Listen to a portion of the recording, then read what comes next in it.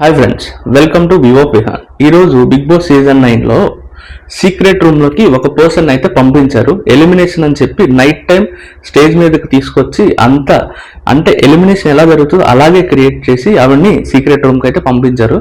Secret రూమ్లోకి వెళ్ళడం వల్ల ఏమవుతుందంటే ప్రతి ఒక్క కంటెస్టెంట్ ఒక్క డార్క్ సైడ్ అయితే ఎవరైతే సీక్రెట్ రూమ్లో ఉన్నారో వాళ్ళు తెలుసుకోవచ్చు. అండ్ అలాగే మన గురించి మనం లేనప్పుడు ఏం మాట్లాడుకుంటున్నారు అంటే మనం ఎలిమినేట్ అయిపోయాం అనుకుని వాళ్ళు డార్క్ సైడ్ అయితే బయట పెడతారు. మనం వాళ్ళకి మనం ఏంటి అనేది మనకి తెలుస్తుంది. అంటే వాళ్ళు మన గురించి ఏమనుకుంటున్నారు, అలాగే పాజిటివా నెగిటివ్ అనేది తెలుస్తుంది. అలాగే ప్రతి ఒక్కరి స్ట్రాటజీ కూడా మనం అనాలిసిస్ చేసుకోవడానికి ఇది ఒక మంచి అవకాశం.